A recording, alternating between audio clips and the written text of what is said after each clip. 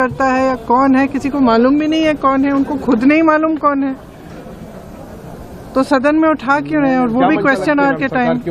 मुझे लगता है चलाना ही नहीं चाह रहे हैं। अब किस लिए हमने पोल्यूशन पे डिबेट मांगा है, वो भी नहीं कर रहे हैं। तो मतलब अगर सदन चलाना ही नहीं है तो फिर ऐसे, इससे अच्छा तो बंद कर दीजिए। कम से कम जितना पोल्यूशन, हमारी सारी गाड़ियां जो हैं, सब लोग 10-10 गाड़ियां लाते हैं सिक्योरिटी की, जितना पोल्यूशन फैला रही है वो तो बंद हो जाएगा। मैम प्रशांत किशोर को आफ्टर दिस के वाला बता दीजिए मैम।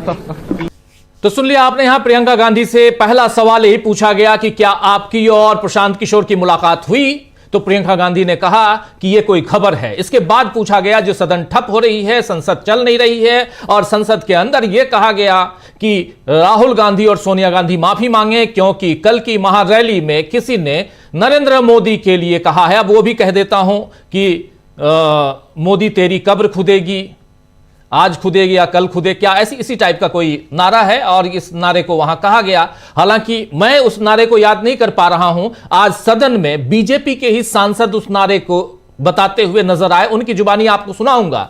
लेकिन प्रियंका गांधी ने साफ कहा कि सदन को आखिर ठप क्यों करा रही है बीजेपी, और बीजेपी से हम डिमांड कर रहे हैं कि पॉल्यूशन, यानी यहां जो प्रदूषण है दिल्ली एनसीआर में, उस पर चर्चा हो, लेकिन वो चर्चा कराना नहीं चाहती है और उससे भाग रही है। बेहतर होगा कि आप फिर परमानेंटली सदन को बंद कर दीजिए। कम से कम हम लोगों की जो गाड़ियां आती हैं, हम लोगों की के साथ साथ जो सिक्योरिटी गार्ड्स की गाड़ियां आती हैं, पुलिस की गाड़ियां आती हैं, वो कम हो जाएंगी। प्रियंका गांधी की तरह ही पप्पू यादव ने भी आज बताया है कि आखिर बीजेपी सदन क्यों ठप करती है। सुनिए जरा पप्पू यादव को। और जिस तरह से वोट चोरी की रैली के बाद प्रधानमंत्री मोदी जी के खिलाफ आपत्तिजनक शब्दों का इस्तेमाल किया गया है, उसको लेकर जेपी नड्डा ने सोनिया गांधी से माफी की मांग। अच्छा, एक बात बताइए, मुद्दा प्रदूषण है। एक बच्ची ने कहा कि पप्पू अंकल ऑनलाइन एजुकेशन करा दीजिए, नहीं तो कोई बच्चे नहीं बचेंगे। ये 1% लोग जो सदन आते हैं, उनके बच्चे, उनकी पत्नी, उनके परिवार को क्या लेना देना। मिडिल क्लास के लोगों की जिंदगी तबाह हो रही है। सत्ता पक्ष क्वेश्चन आवर को डिस्टर्ब कर रहे हैं। अब आप समझिए ना कि इस देश का इशू है ही नहीं कुछ, व्यक्ति जिस कंट्री का इशू हो जाए, और जबकि वो मुद्दा है ही नहीं। कांग्रेस के मंच से कोई बात नहीं कही गई, कोई बीजेपी का कोई वर्कर कहीं पर या किसी का वर्कर कुछ भी कहा, वो सदन का मुद्दा कभी नहीं बना। तब तो सोनिया गांधी जी, राहुल गांधी जी गाय, जेवर, क्या क्या सार, क्या क्या नहीं बोले हैं। क्या नीतीश कुमार जी के बारे में नहीं कहा? डीएनए पर, डीएनए से बड़ी गाली होती है क्या? बाहर का मुद्दा को सत्ता पक्ष सदन ना चलने दे। अब आप सोचिए कि आम आदमी पर क्या असर पड़ता होगा, युवाओं की लाइफ पर क्या असर पड़ता होगा।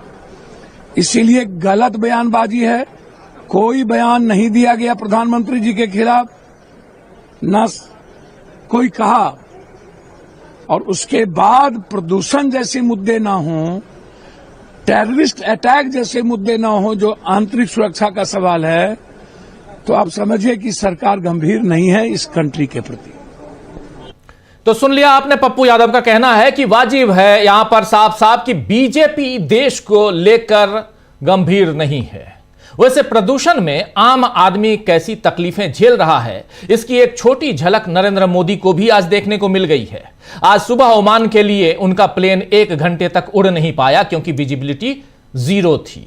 1 घंटे की मामूली देरी प्रधानमंत्री ने झेली तो वो खबर बन गई, और यहां देरी से लेकर सांसों पर खतरे तक न जाने कितनी तकलीफें आम आदमी झेल रहा है, उस पर चर्चा की जगह संसद ठप कराने में बीजेपी जोर लगा रही है। और संसद चले तो उसमें पुरानी योजनाओं का नाम बदलने में नरेंद्र मोदी की सरकार लगी हुई है। पिछले 3-4 दिनों से खबरें थी कि बीजेपी मनरेगा यानी Mahatma Gandhi national rural employment guarantee act, ये जो है MNREGA, Mahatma Gandhi national rural employment guarantee act को अब Viksit Bharat guarantee for Rozgar and Ajeevika mission Gramin यानी बीवी, विकसित भारत, जी राम जी कहा जाएगा। जी राम जी, समझ लीजिए, इसका नाम बदल रही है। इसे महात्मा गांधी की जगह पूज्य बापू कर रही थी पहले। तब भी सवाल उठे थे कि महात्मा गांधी इस शब्द से बीजेपी को तकलीफ क्या है। अब पता चल रहा है कि बीजेपी ने महात्मा गांधी को ही पूरी तरह से किनारे लगा दिया, पूरी तरह से। यहां पूज्य बापू तो दूर की बात है, महात्मा गांधी को पूरी तरह से किनारे करने का फैसला बीजेपी ने कर लिया है। अब मनरेगा का नाम जी राम जी योजना से जाना जाएगा, जी राम जी। अब जरा एक बार फिर से ले आइए फुल स्क्रीन जो था। अब इसमें देखिए, विकसित Bharat guarantee for Rozgar and Ajeevika mission ग्रामीण। ये क्या होता है जी? अंग्रेजी पूरी रखिए ना। विकसित भारत गारंटी जो है उसको हिंदी में लिख देते, फॉर रोजगार इसको हिंदी में इंग्लिश में लिख देते। अगर आपको हिंदी लिखना है पूरी हिंदी लिखिए, अंग्रेजी लिखनी तो पूरी अंग्रेजी लिखिए। ये क्या होता है? ये सिर्फ इसलिए क्योंकि जी राम जी जो आपको यहां कहलवाना है, जी राम जी। अब मनरेगा जी राम जी योजना कहलाएगी। इससे साफ समझ में आता है कि बीजेपी किस दिशा में काम कर रही है। प्रियंका गांधी ने कहा है कि आखिर इस योजना से महात्मा गांधी का नाम क्यों हटाया जा रहा है। साफ साफ यहां प्रियंका गांधी ने सवाल पूछा है कि आखिर इस योजना से महात्मा गांधी का नाम क्यों हटाया जा रहा है। आपको बता दूं कि मनरेगा को अब Viksit Bharat guarantee for Rozgar and Ajeevika mission ग्रामीण कहा जाएगा। इसी नाम से करने के लिए एक बिल तैयार किया गया है। बिल में बताया गया है कि पिछले 20 वर्षों में मनरेगा ने कई ग्रामीण परिवारों को रोजगार देने का काम किया है। इसी मनरेगा के खिलाफ थे साहब। अब इसी मनरेगा को कह रहे हैं कि पिछले 20 वर्षों में, सरकार तो आपकी 11 साल से थी, उससे पहले 10 साल, आप 20 वर्षों की बात कर रहे हैं। तो ग्रामीण परिवारों को रोजगार देने का काम किया है इस मनरेगा ने। हालांकि ग्रामीण क्षेत्र में रहने वाले लोगों के सामाजिक और आर्थिक बदलावों के लिए इसे मजबूत करने की जरूरत है। यह बात इस जो बिल है उसमें कहा गया है। यानी जिस योजना को नरेंद्र मोदी ने गड्ढा बताया था, याद कीजिए मनरेगा बहुत बड़ा गड्ढा है, और उसी गड्ढे को अब आप उस पर बीजेपी मान रही है कि इसने पिछले 20 सालों तक लोगों को काम मिला, इससे रोजगार मिला है। अखिलेश यादव जो समाजवादी पार्टी के मुखिया हैं, पूर्व मुख्यमंत्री उत्तर प्रदेश के और अभी सांसद हैं वर्तमान में, उन्होंने अब जी राम जी पर सवाल उठाया है। उन्होंने कहा है कि डबल इंजन की सरकार नाम बदलने में माहिर है। सुनिए जरा। ये नाम बदलने की संस्कृति भारतीय जनता पार्टी की बहुत पुरानी है। अभी जब मैं आपसे मिल रहा हूं, उससे पहले मैं एक बिल्डिंग देखता हुआ आ रहा हूं, करीब वाली नहीं, थोड़ा दूर, जहां पर प्रधानमंत्री लोगों का म्यूजियम बना है। दुनिया में ऐसा कहीं नहीं होता होगा कि दीवार के आगे दीवार, गेट के आगे गेट बना दे कोई। और हम लोगों ने तो यहां तक देखा है कि भगवान के आगे अपने नेताओं के नाम लिख रहे हैं। लखनऊ में एकाना स्टेडियम भगवान विष्णु का नाम है, लेकिन जब इन्होंने कोई काम भारतीय जनता पार्टी ने नया नहीं किया तो उसी एकाना का नाम उन्होंने अपने एक पूर्व के प्रधानमंत्री के नाम से कर दिया। और हमारे यहाँ तो मुख्यमंत्री ऐसे रहे हैं कि किसी को अपना नाम लिखवाना हो या नाम बदलवाना हो तो वो एकदम तैयार हैं उसके लिए। तो ये नई चीज देख रहे हैं कि डबल इंजन में अब यूपी के इंजन से दिल्ली वाला इंजन सीख रहा है। अभी तक तो दिल्ली वाले इंजन की नकल यूपी वाला इंजन कर रहा था। अब क्योंकि किसी का हटाया नहीं जा सकता किसी को, तो उसका कद हटाया जा रहा है। तो ये जो डबल इंजन वाली सरकारें हैं, ये दूसरों के काम अपने काम बना रहे हैं। इनके पास नया काम नहीं है। 100 दिन 125, ये कौन सी नई बात हो गई? आप तो कहते हैं कि आपका बजट न जाने कहां पहुंच गया, पर कैपिटा इनकम बहुत है, आपकी इन्वेस्टमेंट बहुत आ रहा है, तो आप दिन क्यों नहीं बढ़ाते हैं? आप कम से कम 200 दिन करिए। खुशी तो तब होती जब आप 200 दिन से ऊपर ले जाते रोजगार और काम देते लोगों को, और फिर आप ऐसे नियम बना देते हैं कि आप उस योजना से बाहर नहीं जा सकते हैं। तो उसके नियम ऐसे हों, अगर नया नाम दे रहे हैं आप, दूसरे का काम अपना काम बना रहे हैं, तो आपको नियम भी ऐसे बदलने चाहिए जिससे सहूलियत हो, स्टेट गवर्नमेंट्स को थोड़ा आजादी हो उसमें बजट को इस्तेमाल करने में। नहीं इतनी पाबंदियां लगा देंगे आप कि आप बजट ही नहीं खर्च कर पाएंगे। तो सुन रहे थे आप, यहां साफ साफ नाम बदलने में माहिर ये सरकार, ये कह रहे हैं अखिलेश यादव। बाकी बातें यहां एलोबरेट कर रहे थे। वहीं कांग्रेस सांसद जयराम रमेश ने ट्वीट किया है, और इस ट्वीट में उन्होंने क्या कुछ लिखा है ये बता रहा हूं। ट्वीट में लिख रहे हैं कि समूचा विपक्ष इस बात की मांग कर रहा है कि नीचे दिए गए 3 दूरगामी प्रभाव वाले विधेयकों को संबंधित स्थायी समिति के पास भेजा जाए। हमें उम्मीद है कि संसदीय परंपराओं और प्रथाओं के अनुरूप सरकार इस मांग को स्वीकार करेगी।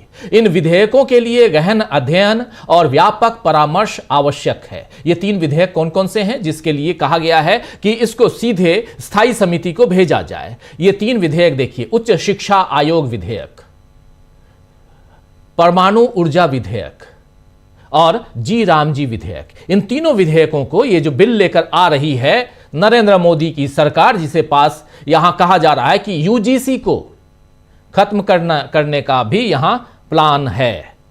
ये यूनिवर्सिटी ग्रांट कमीशन जो है उसको भी, उच्च शिक्षा आयोग इसको भी खत्म करने का, फिर हायर एजुकेशन की बात, फिर परमाणु ऊर्जा विधेयक, फिर जी राम जी जो मनरेगा की जगह लेगा।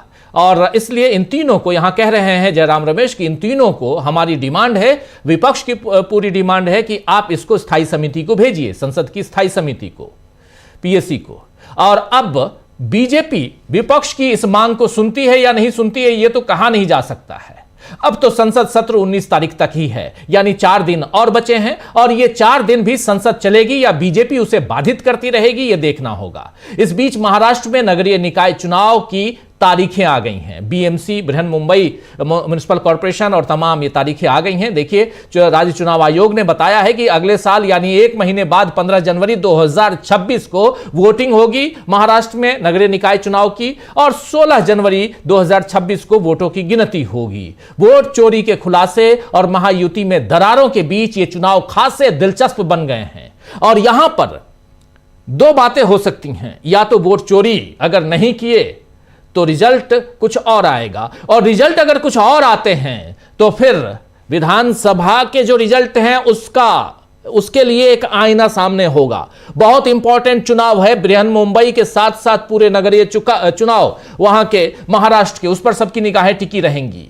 और यह दिलचस्प है क्योंकि वहां पर समीकरण भी बनते बिगड़ते नजर आ रहे हैं महाराष्ट्र में। इस बृहन मुंबई से लेकर तमाम नगरीय निकाय के चुनाव की बात कर रहा हूं। दूसरी तरफ प्रशांत किशोर की प्रियंका गांधी से मुलाकात की खबरों ने नई सियासी संभावनाओं को यहां ताकत दे दी है, बल दे दिया है। और इन सब के बीच आखिर क्या कारण था कि आज संसद में, जैसे ही संसद की शुरुआत होती है, सदन में चाहे लोकसभा हो या राज्यसभा हो, दोनों सदनों में जो नेता सदन, हालांकि लोकसभा के नेता सदन तो सीधे प्रधानमंत्री, लेकिन संसदीय कार्य मंत्री लोकसभा में और उधर नेता सदन राज्यसभा में जेपी नड्डा दोनों खड़े हो गए और राहुल गांधी सोनिया गांधी से माफी की मांग करने लगे। आइए जरा पहले सुनाता हूं आपको लोकसभा में क्या हुआ, फिर राज्यसभा सुनेंगे, उसके बाद हमारे तमाम साथी, पैनलिस्ट साथी हमारे साथ जुड़े हुए हैं, पहले उनसे परिचय करवा देता हूं। चलिए पहले ले आइए हमारे तमाम साथियों की स्क्रीन पे, उसके बाद फिर हम चलेंगे राज्यसभा और लोकसभा में क्या हुआ उसको देखेंगे। देखिए, इस वक्त 3 वरिष्ठ साथी हमारे साथ जुड़े हुए हैं। हमारे साथ शकील अख्तर जी जुड़े हुए हैं, सीधे लोकसभा राज्यसभा कवर करते हुए इधर पहुंचे हैं, और अमलेंदु उपाध्याय जी और प्रशांत टंडन जी, आप तीनों का स्वागत है, इस्तकबाल है। स्वागत इस्तकबाल आप तमाम दोस्त साथी शुभचिंतक आप सबका, जो अब तक जुड़ चुके हैं उनका भी, जो जुड़ने वाले हैं उनका भी। चलते हैं पहले लोकसभा, देखिए सुनिए क्या कुछ हुआ सुबह सुबह। सदन का सदस्य है अलग अलग पार्टी से, हम लोग एक दूसरे का विरोधी है, हम दुश्मन नहीं है। आप बात को सुनो, गंभीरता से सुनो बात को। हम लोग एक दूसरे के दुश्मन नहीं है, हम एक दूसरे के विरोधी हैं। 2014 में बीजेपी का एक एमपी ने एक गलत शब्द प्रयोग किया था विरोधियों के ऊपर। प्रधानमंत्री मोदी जी ने तुरंत अपना एमपी को माफी मांगने के लिए कहा और उन्होंने माफी मांगी, क्योंकि हम इस सदन में लोगों के द्वारा चुने हुए प्रतिनिधि के हिसाब से काम करते हैं। कल कांग्रेस के रैली में प्रधानमंत्री मोदी जी का कब्र खोदने के लिए बात कहा गया है। ये इस देश के लिए बहुत दुखद समय है कि कांग्रेस पार्टी ऐसा शब्दों का इस्तेमाल करते हैं, और सारे कांग्रेस पार्टी पूरे का पूरे नेतृत्व उस रैली में मौजूद थे, और प्रधानमंत्री मोदी जी का कब्र खोदने के लिए इन्होंने नारा लगाया। इस देश के लिए इस शर्मनाक झूठ कोई चीज नहीं हो सकता है कि देश के प्रधानमंत्री 140 करोड़ के नेता, विश्व में सबसे प्रसिद्ध, सबसे मजबूत नेता आदरणीय प्रधानमंत्री मोदी जी का कमर खोदने के लिए कांग्रेस की रैली में बात कहा गया है। मैं चाहता हूं कांग्रेस के मित्र माफी मांगना चाहिए, इस सदन के माध्यम से ऐसे माफी मांगना चाहिए, राज्यसभा में भी, लोकसभा में भी। तो यहां पे होता यह है कि माफी मांगने की बात होती है, सदन की कार्यवाही 12 बजे तक के लिए स्थगित हो जाती है। इसके बाद राज्यसभा चलिए, राज्यसभा में जेपी नड्डा साहब भी यही एजेंडा लेकर आए थे। सोच के आए थे आज दोनों सदनों के नेता, संसदीय कार्य मंत्री और जेपी नड्डा दोनों, कि आज सभा नहीं चलने देंगे, हम सदन नहीं चलने देंगे। अगर सदन चलाएंगे तो बात होगी प्रदूषण की, और नरेंद्र मोदी नहीं है, घिर जाएंगे हम। जरा सुनते हैं क्या बातें हुई वहां, क्या कह रहे हैं। और यहां भी फाइनली, क्योंकि आधिकारिक तौर पर आप जो बात यहां हुई ही नहीं, जो बात मंच से हुई ही नहीं, महारैली जो हुई कल कांग्रेस पार्टी की, उस महारैली में अगर कोई उस मंच से नरेंद्र मोदी को गाली देता, नरेंद्र मोदी के लिए कब्र खोदने की बात करता, तो बात कुछ और होती। लेकिन वो भी चर्चा संसद में आप नहीं करवा सकते हैं। संसद में संसदीय प्रणाली का पालन करना होता है। लेकिन आप जो मंच से बात नहीं हुई, वो जो बोल रहा है वो कांग्रेस का है भी या नहीं है, प्रियंका गांधी खुद कह रही हैं, हम लोगों ने पता लगाया। हो सकता है वो बीजेपी का ही हो सकता है आरएसएस का बंदा हो, जाकर वो गाली दे रहा हो। ऐसे भी लोगों को वहां पर भेजा जाता है कुछ ऐसी चीजें करने के लिए, और ये सब प्रमाण पिछले दिनों हैं। इसलिए मैं ये बात बड़ी जिम्मेदारी के साथ कह रहा हूं। सुनिए जरा क्या है सदन में। सर, बहुत ही दुख के साथ और उद्वेलित मन से मैं एक विषय को सदन के सामने लाना चाहता हूं कि कल जो कांग्रेस पार्टी की रैली हुई, उसमें नारे लगे, मोदी तेरी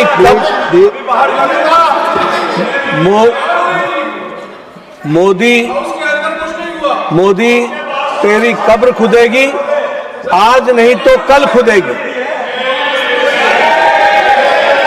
ये इस तरीके के नारे की बात रिकॉर्ड की जा रही है, प्लीज। ये तरीके के नारे कांग्रेस पार्टी के सोच और मानसिकता को दर्शाता है। ये नामदारों के झंझलाहट को स्पष्ट इंगित करता है, और साथ में इस तरीके की बात कहना एक प्रधानमंत्री जी के खिलाफ और मृत्यु की कामना करना, यह अपने आप में बहुत ही निंदनीय है। इसके लिए हमारे नेता प्रतिपक्ष और कांग्रेस पार्टी के नेता यहां बैठी हैं, आदरणीय सोनिया गांधी जी, इनको देश से माफी मांगनी चाहिए और देश से माफी मांगनी चाहिए। और ये नामदारों की झंझलाहट है, इसको समझना चाहिए।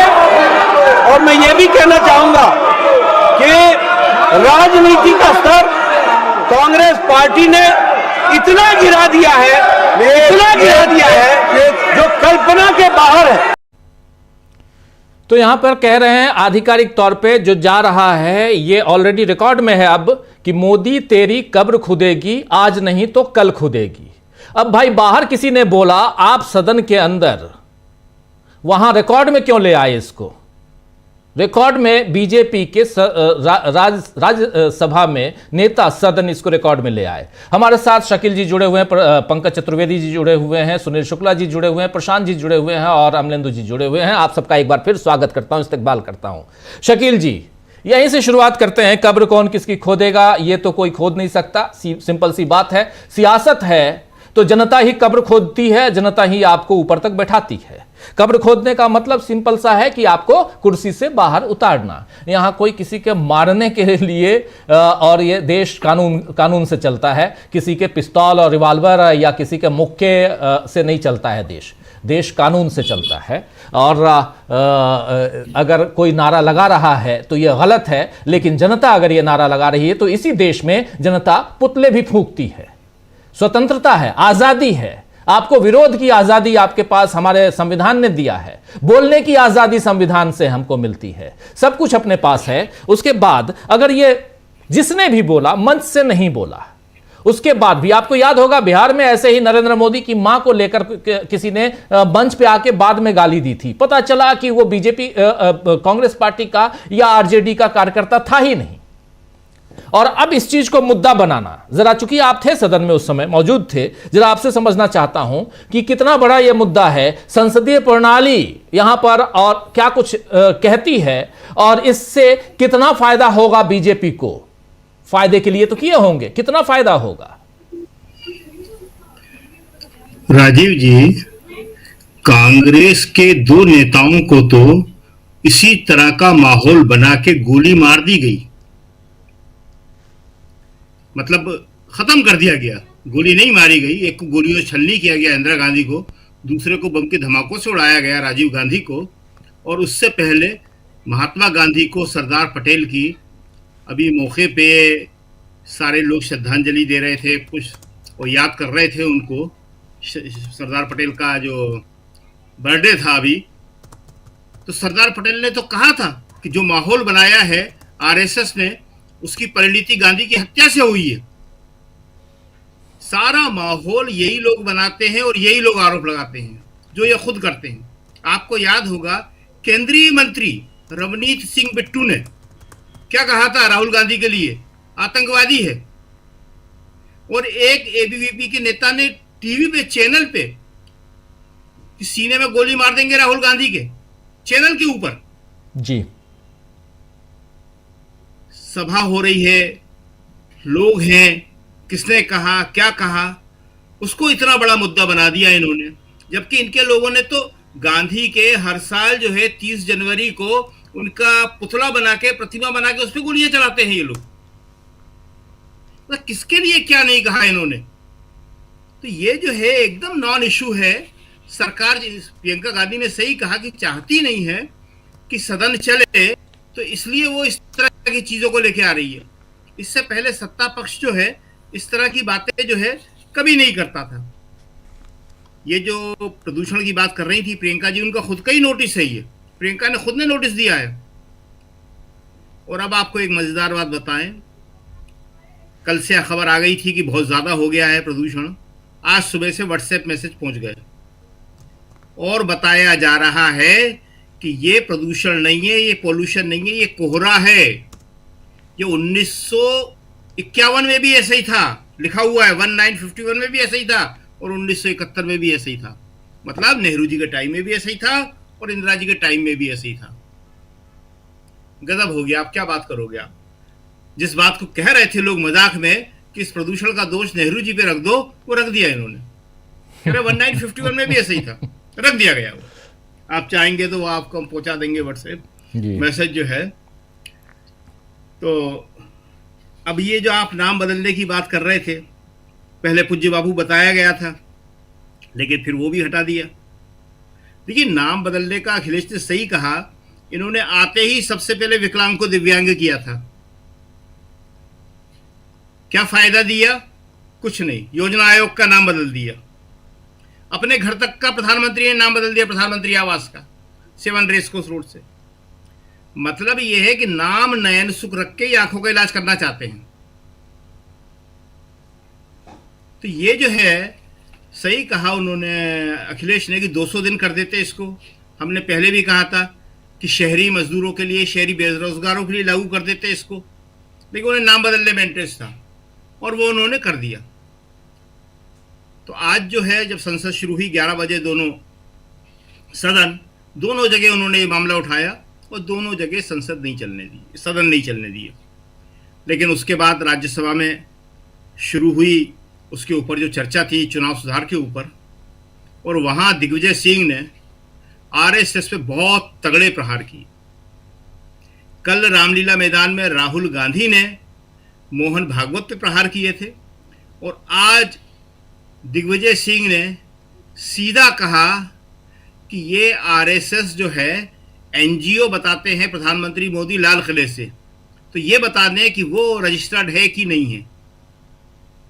और जो पैसा आता है, ये कहते हैं गुरु दक्षिणा के नाम से आता है, तो ये पैसा किस खाते में जाता है?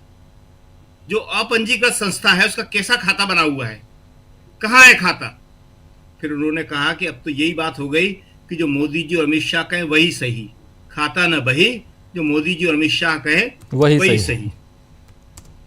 अमित शाह पे आज उन्होंने बहुत तगड़े प्रहार किए। उन्होंने कहा कि ये आरएसएस के नहीं हैं, ये कहते हैं कि मैं आरएसएस का हूं। दिग्विजय ने कहा कि मैंने आरएसएस के लोगों से बात की है और उन्होंने बताया कि आरएसएस के नहीं हैं। उन्होंने कहा इसका एक सबूत ये हो सकता है कि वो यहाँ सदन में आए और जो उनकी प्रार्थना है वो सुना दे। मैं दावा करता हूं कि प्रार्थना नहीं सुना सकते। भारी हंगामा हुआ। उन्होंने एक कहानी, दिग्विजय ने कहा एक राक्षस था जिसके प्राण एक तोते में थे, इसलिए उसका कोई नुकसान ही नहीं होता था राक्षस का। तो ये बीजेपी के प्राण ईवीएम में हैं। ईवीएम खत्म कर दो, बीजेपी खत्म हो जाएगी। उन्होंने कहा कि हिंदुस्तान, पाकिस्तान, शमशान, कब्रिस्तान, इसके अलावा मोदी जी कोई भाषण नहीं कर सकते, और चुनाव आयोग उनके ऊपर कोई कार्रवाई नहीं करता है। पुलवामा के नाम तक पे वोट मांग लिए।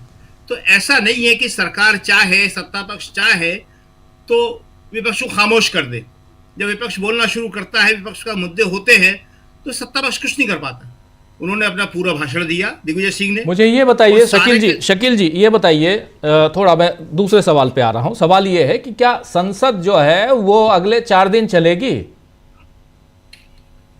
सरकार को अभी बिल पास कराना है, तो वो 2 दिन तो 3 दिन तो चलेगी कम से कम। ये जो 3 बिल का नाम ले रहे हैं, जिक्र कर रहे हैं जयराम रमेश, जिसमें एक जी राम जी बिल है, ये जी राम जी, इस नाम को लेकर क्या कह रहे हैं विपक्ष के नेता? क्या कह रहे हैं विपक्षी लोग? क्या कह रहे हैं? भारी विरोध कर रहे हैं इसका। वो कह रहे हैं नाम बदलने का क्या मतलब है? आप गांधी जी का नाम बदल रहे हैं, गांधी जी का नाम खत्म कर रहे हैं आप। उसका भारी विरोध किया जाएगा, दोनों सदनों में इसका विरोध किया जाएगा। आज भी सरकार ने एक बिल पास कराया, अनुदान मांगों का था, तो सरकार कोशिश करेगी कि ये बिल पास हो जाए। नहीं हो जाएगा तो उनको कोई इंटरेस्ट नहीं है इसमें। मनरेगा का बिल अगर पेंडिंग पड़ा रहेगा तो सरकार के लिए अच्छा है, मनरेगा का काम वो बंद कर देगी और कहेगी कि विपक्ष नहीं करने दे रहा है वो। तो ये जो है संसद अभी 2 दिन 3 दिन तो चलेगी, सैटरडे फ्राइडे तक है ये तो, लेकिन उससे पहले भी वो अनिश्चित काल के लिए स्थगित हो सकती है। साई एंड डाई जो है वो हो सकती है, वो उसका वो कुछ नहीं है। सरकार ने कुछ बिल पास करा लिए हैं, कुछ बिल उसके और हैं, और वो हंगामों के बीच में पास हो रहे हैं सारे के सारे बिल। लेकिन जो विपक्ष की मांग है कि जब तक आप प्रदूषण के ऊपर बहस नहीं कराएंगे तब तक इस सत्र का कोई मतलब नहीं है। प्रदूषण सबसे बड़ा मुद्दा है। और आज आपको मालूम पड़ा होगा कि सिंगापुर गवर्नमेंट ने और कुछ और जगह से आज वार्निंग इशू करी गई है अपने लोगों के लिए, दिल्ली के प्रदूषण को लेके। आज एडवाइजरी आई है, सिंगापुर की तो हमारे पास आई है, तो सिंगापुर की हमें मालूम है। कुछ लोग बता रहे थे 1-2 और गवर्नमेंट की आई है, वो देखना पड़ेगा कहाँ की आई है। लेकिन उन्होंने एडवाइजरी की है कि दिल्ली में, हिंदुस्तान की राजधानी में प्रदूषण बहुत बड़ा है। इसी के जवाब में वो बताया जा रहा था हमें, जो हमने आपको बताया कि आज पार्लियामेंट में बताया जा रहा था कि क्या बात करते हैं साहब, ये तो कोहरा है, प्रदूषण नहीं है। और ये हमेशा से ऐसे ही था। और 2 सन बताए उन्होंने, 1951 में ऐसे ही था और 1971 में भी ऐसे ही था। नेहरू जी का सारा ये दोष है। तो आज संसद में इस बात पे जो हंगामा हुआ उसका कोई मतलब नहीं था, क्योंकि इससे पहले वो लोग कांग्रेस के ऊपर, राहुल पे, सोनिया पे, सबके ऊपर एक से एक आरोप लगा चुके हैं, मंत्री तक लगा चुके हैं। प्रधानमंत्री खुद जाने क्या क्या बोल चुके हैं प्रधानमंत्री के बोलने की अगर बताया जाए तो ये तो एक भीड़ में किसने कहा, क्या कहा। और ये टीवी वाले जो पहुंचते हैं या कोई मोबाइल लेके ही पहुंच जाता है, तो ये लोग लोगों से इस तरह के सवाल पूछते हैं, लोग बोलते हैं, लोगों के मुंह में जो है माइक घुसा देते हैं ये लोग। तो इसका कोई मतलब नहीं है कि किसने क्या कहा, किसने क्या नहीं कहा, कोई नेता नहीं है। और प्रियंका ने जिसका कि मंच से ऐसा कुछ भी नहीं कहा गया। जी बिल्कुल जी, बिल्कुल बिल्कुल। इस महारैली, जो कल महारैली हुई, उस महारैली से क्या बीजेपी परेशान हो गई है? क्योंकि अभी तक पिछले दिनों जितनी भी रैलियां हुई हैं वो विपक्ष की संयुक्त रैलियां हुई थी, लगभग संयुक्त रैलियां थी, लेकिन कल कांग्रेस ने अपनी ताकत दिखाई। और क्या उससे परेशान है बीजेपी? क्योंकि कल ही बीजेपी ने अपने राष्ट्रीय कार्यकारी अध्यक्ष की घोषणा कर दी। नितिन नवीन साहब आ गए आज दिल्ली, दिन भर चर्चा उसकी चलती रही। बिहार में बिहार के नए प्रदेश अध्यक्ष भी बना दिया गया संजय सरावगी को। लेकिन ये खबरें, क्या ये सब हेडलाइंस मैनेजमेंट के लिए, हेडलाइन मैनेज करने के लिए थी खबरें, ये सारी नियुक्तियां, या यहाँ पर परेशानी ये थी कि नरेंद्र मोदी के लिए वहाँ नारे लगे, मोदी तेरी कब्र खुदेगी, ये जो नारे थे इसलिए परेशानी थी, या परेशानी कुछ और है? और इन सब के बीच ये जो विधेयक आ रहे हैं, जो बिल आ रहे हैं, उसमें भी मनरेगा को बदलकर मनरेगा की जगह जी राम जी बिल लाने का क्या मकसद है, ये सब समझने की कोशिश करते हैं। बहुत कुछ है, और इसके साथ साथ महाराष्ट्र के चुनाव का जिक्र कर चुका हूं। ये जी राम जी है, देखिए, विकसित Bharat guarantee for Rozgar and Ajeevika mission ग्रामीण। प्रशांत टंडन जी, कुछ समझ में आ रहा है ये योजना का नाम आपको हिंदी अंग्रेजी मिला के, या ये सिर्फ जी राम जी करना है इसलिए? विकसित भारत वीवी और फिर जी राम जी, और क्या प्लान्ड वे में लिखा गया है कि आपको समझ में आ जाए? राम नैया पार लगाएंगे 2024 में, तो नहीं लगा पाए, नहीं लगाए। देखिए, इसका मुख्य उद्देश्य जो है वो महात्मा गांधी का नाम हटाना था इस योजना से, और उसमें ये सब जो एक्रोनिम जो है वो गूगल में आप टाइप करें तो गूगल खुद बना के देता है एक्रोनिम। कई सारे एक्रोनिम जनरेटर्स होते हैं, और ये सब काम लोग कंपनियों के नाम, वेबसाइट के नाम जब बनाते हैं तो इस तरीके की खोज कर लेते हैं। कोई ये 15 सेकंड का काम है, लेकिन मुख्य काम जो था वो ये था कि महात्मा गांधी का नाम हटाना है। नियत ये है असली। और दूसरी नियत क्या है, ये कैसे, क्यों लोकसभा राज्यसभा में किरण रिजिजू और नड्डा जी तय करके आए थे कि आज हाउस नहीं चलने देना है? परेशानी क्या थी? असली परेशानी इसी रूरल एम्प्लॉयमेंट स्कीम की है। टीडीपी ने इसका विरोध कर दिया है, और टीडीपी के विरोध की वजह से इसको अभी टालना चाहते हैं, क्योंकि नरेंद्र मोदी विदेश में है। जब तक टीडीपी से इनकी बातचीत ना हो जाए तब तक उसको टालना चाहते हैं।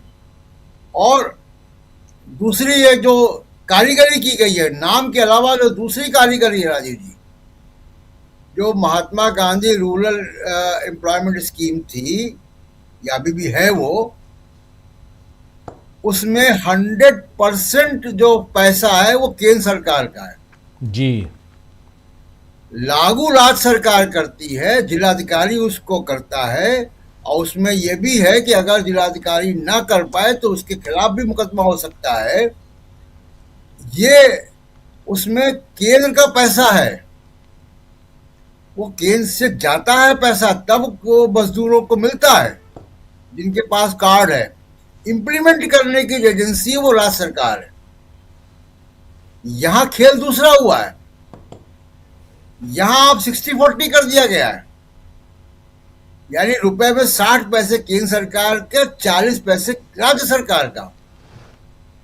कुछ राज्यों को छोड़ के, जैसे कि नॉर्थ ईस्ट के राज्य हैं, जम्मू कश्मीर है, उत्तराखंड, हिमाचल, उसको छोड़ के वहां पे 10% किया गया। छोड़ा उनको भी नहीं गया, 10% उनको भी किया गया, लेकिन 40% का खर्चा अब राज्य सरकारों का है। तो राज्य सरकार अपने बजट से, जो ऑलरेडी उनके पास जो है फिफ्थ पे कमीशन, वो कमीशन से जो है, इंटरस्टेट कमीशन से जो पैसा जाता है टैक्स का, वो भी कम हो गया है, लेकिन फाइनेंस कमीशन के फॉर्मूले से, लेकिन 40 पैसा तो वो खर्च करेंगे रुपए में, और फोटो लगेगा नरेंद्र मोदी का। ये कारीगरी असली है कि राज्य सरकारों के पैसे पर आप जो है मोदी जी का प्रचार होगा, मुख्यमंत्री का फोटो नहीं लगेगा उसमें, नीतीश कुमार का फोटो नहीं लगेगा, स्टालिन का फोटो नहीं लगेगा, ममता बनर्जी का फोटो नहीं लगेगा, 40 रुपया उनका खर्चा होगा 100 में। तो असली कारीगरी यहाँ है कि केंद्र के रिसोर्सेज बचाओ, उन रिसोर्सेज को किस किस तरीके से अपने उद्योगपतियों को चैनलाइज करो, ये असली खेल है। दूसरा कि जो खबरों का मैनेजमेंट हो रहा है, रातों रात दुनिया की सबसे बड़ी पॉलिटिकल पार्टी बताते हैं, कांग्रेस पार्टी के ऊपर बड़े सारे आरोप लगाते हैं, दूसरी पार्टियों पे आरोप लगाते हैं, परिवारवाद के आरोप लगाते हैं। तो ये कौन साहब है जो नए कार्यकारी अध्यक्ष बने हैं? उनके पिता भी तो बीजेपी में थे। दूसरी बात कि इतनी बड़ी पॉलिटिकल पार्टी और प्रेस रिलीज से कार्यकारी अध्यक्ष बन रहा है, और उसमें अंदर की खबर दूसरी है। हलचल अंदर बहुत है कि उत्तर प्रदेश में ये क्यों बदली की गई, उत्तर प्रदेश में नया अध्यक्ष क्यों बनाया गया, क्या दिक्कत है कुछ योगी आदित्यनाथ से, क्या उनकी सिफारिश से बना? नहीं, योगी आदित्यनाथ के करीबी लोगों में उनकी गिनती नहीं होती है, सुनील जी बताएंगे। लेकिन हुआ यह है कि कुछ अंदर गड़बड़ चल रही है। नड्डा जी को क्यों शंट किया गया? नड्डा जी को शंट किया गया, पद में रहते हुए उनके ऊपर एक कार्यकारी अध्यक्ष बैठा दिया गया, सारे काम वो करेगा। तो नड्डा जी को दरकिनार कर दिया गया। क्यों किया गया? क्या इसकी वजह वो है कि प्रियंका गांधी ने पार्लियामेंट में महादेव ऐप का मामला उठा दिया? क्या प्रियंका गांधी ने रैली में भी कल और संसद में भी ये बता दिया कि प्रधानमंत्री कार्यालय तक भ्रष्टाचार पहुंच चुका है? क्या उसकी कुछ मैनेजमेंट हो रहा है? ये उसी का मैनेजमेंट हो रहा है। अंदर खाने बहुत हलचल है बीजेपी के अंदर। और लखनऊ की जहां तक मैं बात करूं, जो डबल इंजन की सरकार है, लखनऊ और दिल्ली के डबल इंजन आमने सामने एक ही पटरी पर आ गए हैं। इस वजह से वहां पे अध्यक्ष बदला नया दिया गया है। तो बहुत कुछ हो रहा है अंदर, जिसकी व्हाइट वॉशिंग हो रही है, जिसका हेडलाइन मैनेजमेंट हो रहा है। जी राजी जी, बिल्कुल बिल्कुल आप सही कह रहे हैं। बहुत कुछ अंदर खाने हो रहा है जिसकी भनक शायद आपको हमको ना हो, लेकिन अंदर खाने बहुत कुछ चल रहा है। और उसमें अचानक आनन फानन में कल, इससे पहले अभी पिछले 3 साल से लगातार, सुनील शुक्ला जी आपके पास आना चाहता हूं, फिर पंकज जी आपके पास आता हूं। 3 साल से लगातार बीजेपी अपने अध्यक्ष को खोज रही थी। अचानक कल अध्यक्ष मिल जाता है, कार्यकारी ही सही, अभी बाद में वो पूर्ण अध्यक्ष हो जाएंगे, लेकिन अचानक जेपी नड्डा को हटा दिया जाता है। कुछ तो है, या ये महारैली का कमाल है, कांग्रेस की महारैली का कमाल है? क्या है अंदर खाने?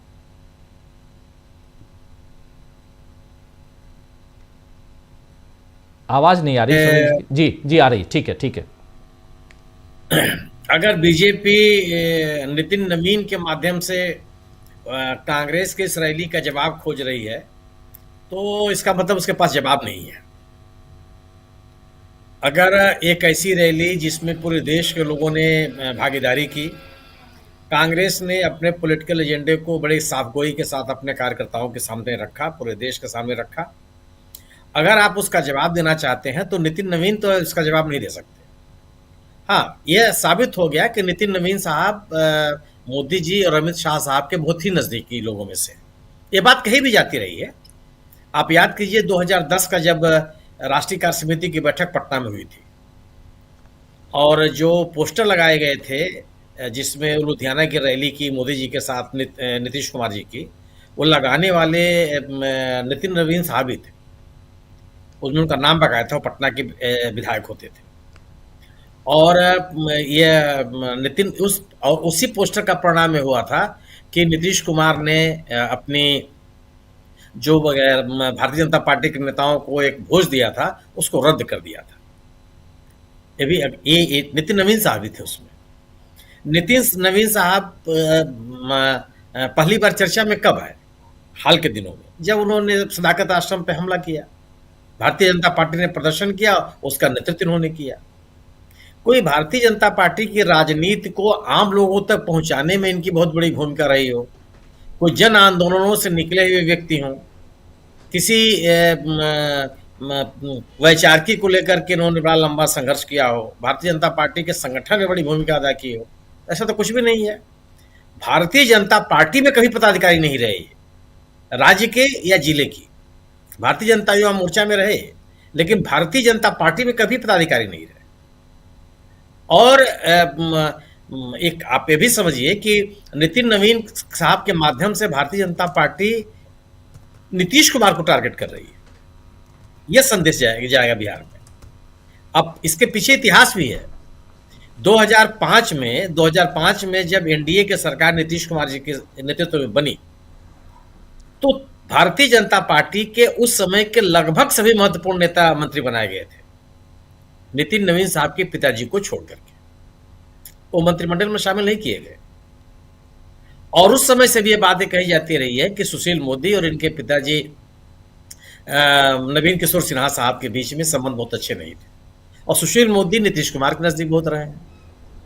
तो भारतीय जनता पार्टी नितिन नवीन को आगे करके जो एक दूरी रही है नीतीश कुमार के साथ नितिन किशोर सिन्हा साहब की, उस राजनीति को आगे बढ़ाने की कोशिश कर रही है। और उसके माध्यम से नितिन नवीन के माध्यम से वह नीतीश कुमार को टारगेट करने का प्रयास कर रही है। ये बिहार की राजनीति है। लेकिन कांग्रेस की इतनी बड़ी रैली को नितिन नवीन साहब के माध्यम से साध लेंगे, सब दूर दूर तक उसकी संभावना नहीं नजर आती। भाई नितिन नवीन अगर एक बड़ा चेहरा हो, बहुत चमकदार चेहरा हो, संगठन के लिए बहुत अच्छी तरह से जाने जाते रहे हों, भारतीय जनता पार्टी की गतिविधियों में हमेशा से दिखाई पड़ते रहे हों, ऐसा तो कभी नहीं रहा। अगर आप बिहार चुनाव में आप भी गए थे, मैं भी गया था, अगर आपकी जानकारी में होगी किसी भी जिले में यह मांग आई हो कि साहब नितिन नवीन साहब का प्रचार यहाँ जरूर करवाई, नहीं तो वोट नहीं मिलेगा, मेरी जानकारी में तो नहीं है। किसी और की जानकारी में हो तो मैं नहीं कर सकता। पटना के ये विधायक हैं, और अगर बगल में दानापुर में कोई अगर ये मांग कर रहा हो कि नहीं साहब इनकी रैली करा दीजिए, इनका रोड शो करा दीजिए, मेरी जानकारी में नहीं।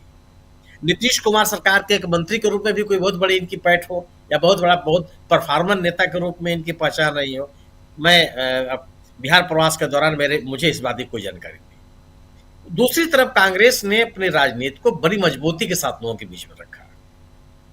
नितिन नवीन के सामने की तैनाती देकर जहां भारतीय जनता पार्टी यह संदेश देने की कोशिश की है कि वही व्यक्ति आगे आएगा जो सम्मानित मोदी जी और शाह साहब का विश्वसनीय होगा, भले उसका कोई जनाधार हो या ना हो।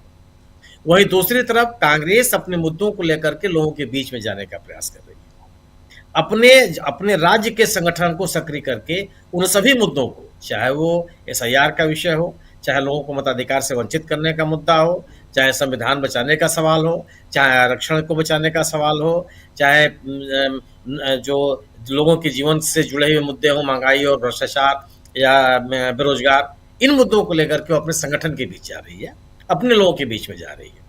तो विपक्ष के जो सवाल हैं, विपक्ष के सवालों का जवाब आप नितिन नवीन के तैनाती से नहीं दे सकते। आप इस जो बीजेपी नड्डा साहब का आपने भाषण सुनवाया, उससे भी आप नहीं दे सकते कि लोगों ने मोदी जी के बारे में क्या कहा, कैसे कहा, क्या कहा। नेताओं के बारे में तो लोग पुतला फूंकते, आपने कहा भी, तो इसका क्या मतलब हुआ? और निश्चित रूप से भाषा का संयम होना चाहिए, मैं इसका समर्थक हूं। और आप आलोचना करें, संयम के साथ करें। किसी को भी किसी की मृत्यु की चाहत व्यक्त करने की अनुमति नहीं मिलनी चाहिए। हम सदाशयता के साथ सबके लंबी उम्र की कामना करें, लेकिन सिखाया किसने है? भारतीय जनता पार्टी ने क्या भाषा के संयम को, भाषा के व्याकरण को दुरुस्त रखा? क्या अपने विरोधियों की आलोचना के लिए जिस संयमित मर्यादित भाषा होनी चाहिए, वो भाषा का परिचय दिया बीजेपी ने। अपने देश के नायकों के, अपने राजनीतिक पूर्वजों का जो सम्मान हमको आपको सबको देना चाहिए, जो आपको कृतज्ञ होना चाहिए उनके प्रति, क्या वो कृतज्ञता ज्ञापित करते हुए भारतीय जनता पार्टी के भी दिखाई पड़ी? जवाहरलाल नेहरू जी के बारे में, इंदिरा गांधी के बारे में, लाल बहादुर शास्त्री के बारे में, यहाँ किसी भी नेता के बारे में कोई सम्मानजनक बात करते हुए कभी लोग दिखाई पड़े? जवाहरलाल नेहरू की समाधि स्थल पर जाते हुए लोग दिखाई पड़े हैं? क्या संदेश देते हैं आप? किस संस्कार की बात आप कर रहे हैं? आप अपने आलोचकों को, अपने विरोधियों को आप कुछ भी कहने के लिए तैयार हैं, और आपका विरोधी अगर आपके बारे में कुछ भी कह दे तो आप तिलमिला जाएंगे, उसका राजनीतिक मुद्दा बनाने की कोशिश करेंगे। जो बातें जेपी नड्डा सामने, मैं तो पूरी रैली सुना हूं, लगभग सभी नेताओं की मैंने भाषण सुने। मैं जानना चाहता था कि लोग क्या बात कर रहे हैं। क्या मुझे तो कहीं इस तरह की बात नहीं सुनाई पड़ी, किसी नेता के मुंह से यह बात नहीं सुनाई पड़ी। राहुल गांधी ने कहा कि जब तक ये सत्ता में है, ताकत इनके पास है, तब तक ये ताकतवर बने हुए हैं, बाकी दिखाई नहीं पड़ेंगे। राहुल गांधी ने कोई इस तरह की बात नहीं की, प्रियंका गांधी ने कोई बात नहीं की। अपने बच्चे की बात करते हुए मल्लिकार्जुन खड़गे के साथ दिखाई पड़े, उन्होंने तो और किसी की बात नहीं की। उन्होंने कहा कि हम इस देश के नागरिकों के साथ खड़े हैं, देश की जनता के साथ खड़े हैं। ये गौरव गोगोई ने कोई इस तरह की बात नहीं। किसने कहा? और अगर आम व्यक्ति से अगर किसी ने पूछते पाछते किसी व्यक्ति ने कुछ बात कही हुई, तो फिर आपको सतर्क होना चाहिए कि लोगों के मन में किस तरह की भावनाएं आ रही, आप किस तरह से जनाधार खो रहे हैं, किस तरीके से आप जन समर्थन खो रहे हैं। अगर आपने लोगों के मुद्दों को ध्यान में नहीं रखा, तो इन बातों से तो आपका काम नहीं चलने वाला जी। आप किसी भी नेता के बारे में आप कुछ भी कह दीजिए। आप क्या कहा अभी राहुल गांधी के बारे में, भारतीय जनता पार्टी ने अपने एक्स पे क्या लगाया? आप विपक्ष के नेता को ये अयास कहेंगे? ये भाषा की मर्यादा है? ये आलोचना की मर्यादा है? ये अपने विरोधियों के साथ विरोधियों को आलोचना करने का ये तरीका है? और उसमें भी अगर आप ये बात कर रहे हैं तो आपके पास कोई कंटेंट भी नहीं है, AI जनरेटेड चीजें आप लगाएंगे, उसके बाद इस शब्दावली में विपक्ष के नेता की आलोचना करेंगे आप, और आप कहेंगे कि नहीं प्रधानमंत्री के बारे में इस तरह की बात नहीं होनी चाहिए, उनके बारे में किसी के बारे में कोई बात नहीं होनी चाहिए। आप ये कहिए, आप इस तरह का मान्यता स्थापित कीजिए, पूरा देश आपके साथ खड़ा होगा। लेकिन अगर आप केवल अपने प्रधानमंत्री जी की आलोचना होगी, तब आप भारतीय जनता पार्टी के नेता सक्रिय हो जाएंगे, और भारतीय जनता पार्टी के सभी नेता राहुल गांधी के बारे में अनुराग ठाकुर ने क्या कहा लोकसभा में, सबके सामने है। ये जो उस समय के बीएसपी के नेता थे, उनके बारे में क्या कहा गया लोकसभा के भीतर, भारतीय जनता पार्टी ने कभी इस पर खेद व्यक्त किया? आप इस बातों को कहने का ताकत तभी बटोर सकते हैं जब आपने खुद इस तरह के आचरण प्रस्तुत किए। तो अब विपक्ष के जो सवाल हैं, उन सवालों का जवाब आपको देना पड़ेगा, आप उसको विषयांतर नहीं कर सकते।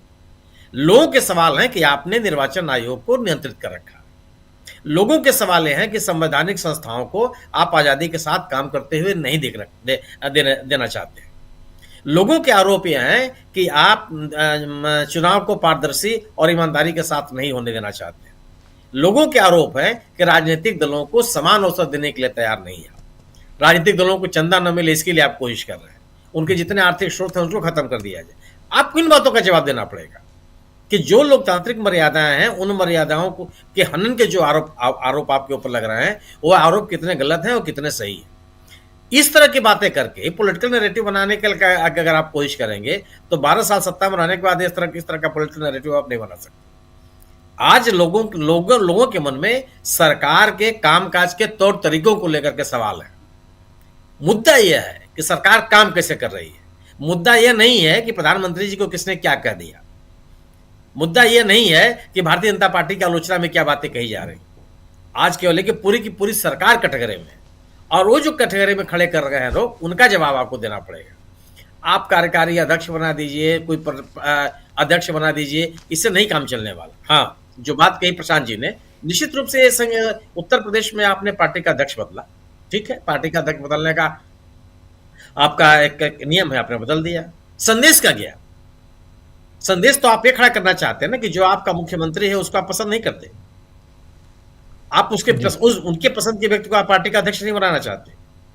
पंकज चौधरी साहब और योगी आदित्यनाथ जी के संबंधों को कौन नहीं जानता? कब पंकज चौधरी और योगी आदित्यनाथ जी के बीच संबंध कभी अच्छे नहीं रहे। मैं जब योगी आदित्यनाथ जी इस्तीफा दे दिए थे 2017 में, उसके बाद जब चुनाव हुआ था गोरखपुर का, मैं उस चुनाव को कवर करने के लिए गया था। मैंने तो पंकज चौधरी को प्रचार करते हुए नहीं देखा। मैंने पंकज चौधरी साहब को कभी नहीं देखा कि भारतीय जनता पार्टी के उत्तर प्रदेश की राजनीति में उनकी कभी इतनी डिमांड रही हो।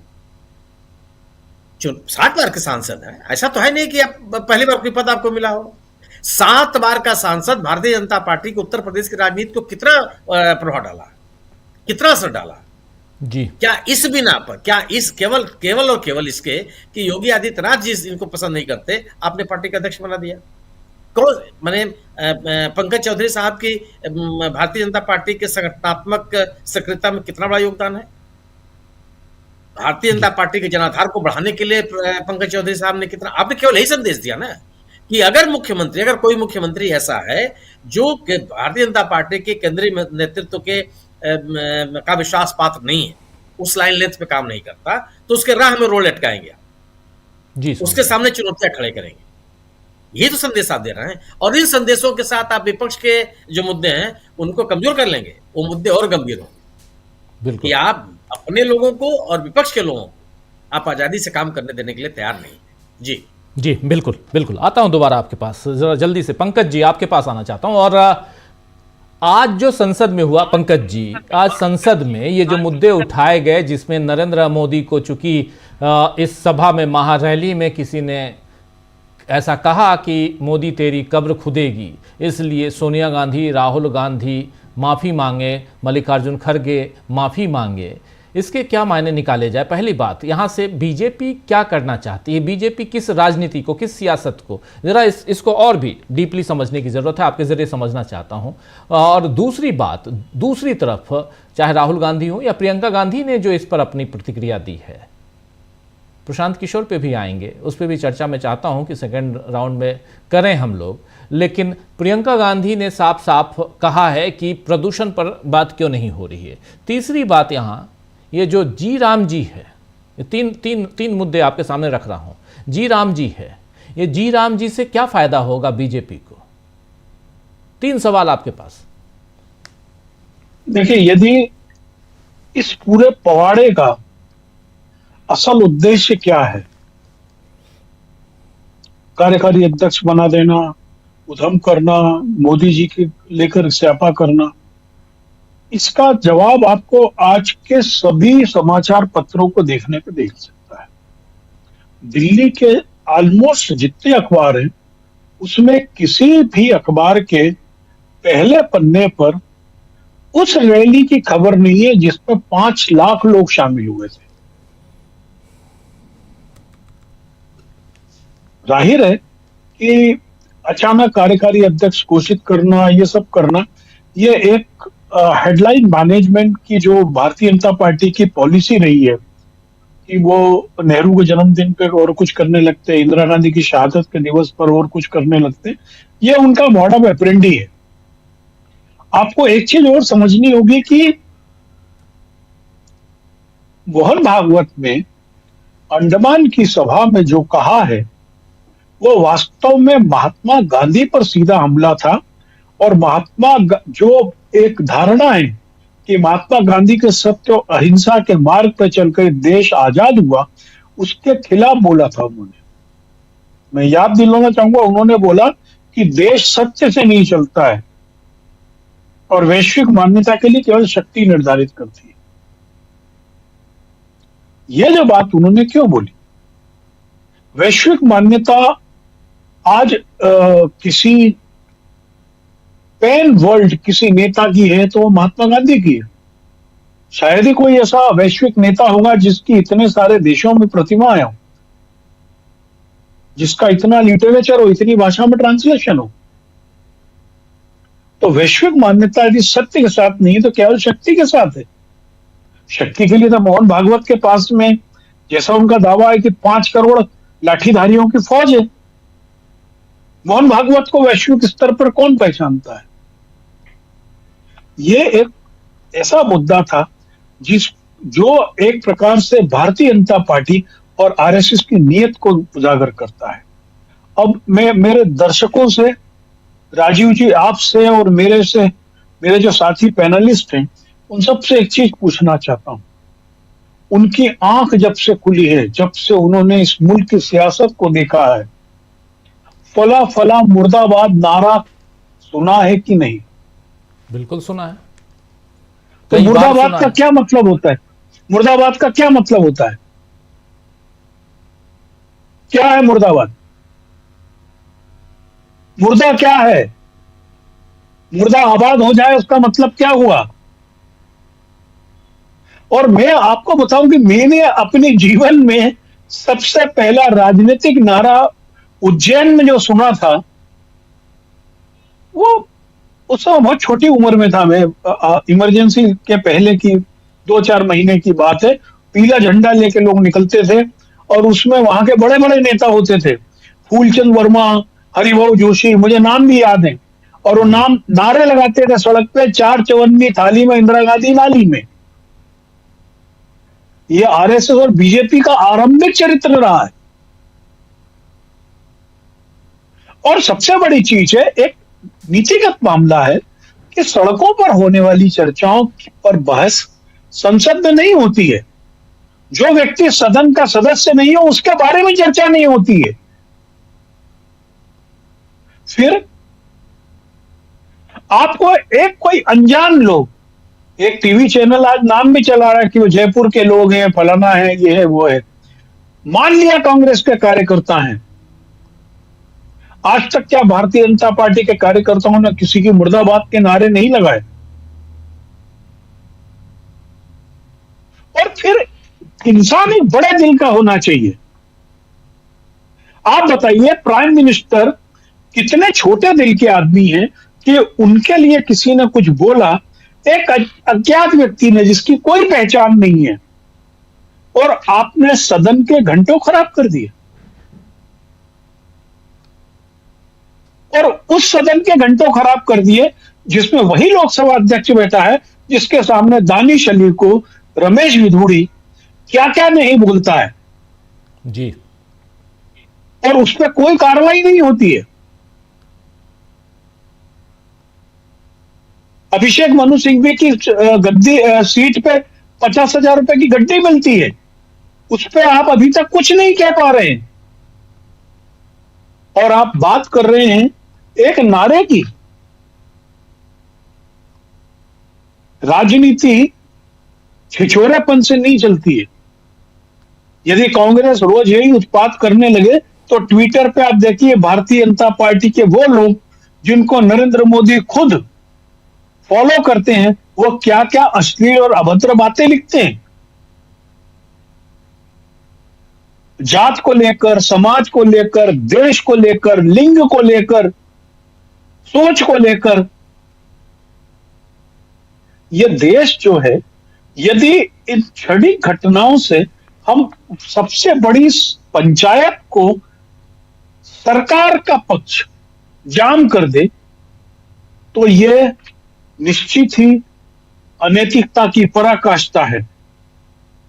भारतीय जनता पार्टी के लोगों ने ये क्यों नहीं बोला कि मोहन भागवत गलत कह रहे हैं कि जब सत्य की जरूरत होती है तो सत्य से ही शक्ति आती है। अनैतिकता की जो शक्ति होती है उससे समूचे दैत्य समुदाय का नाश हुआ। अनैतिकता की शक्ति के कारण कौरव का नाश हुआ। शक्ति तो रावण के पास भी थी, लेकिन सत्य किसके साथ था? केवल महात्मा गांधी को नीचा दिखाने के लिए मोहन भागवत ये बोलते हैं, और उस पर पर्दा डालने के लिए ये किसी लौए पौए छुए अज्ञात लोगों के किसी भाषण को, जो मुर्दाबादी है, असल में उसका अर्थ यही है, उसका बड़ा कवित्व बना दिया। कब्र खुदेगी से मतलब क्या है? मुर्दा ही है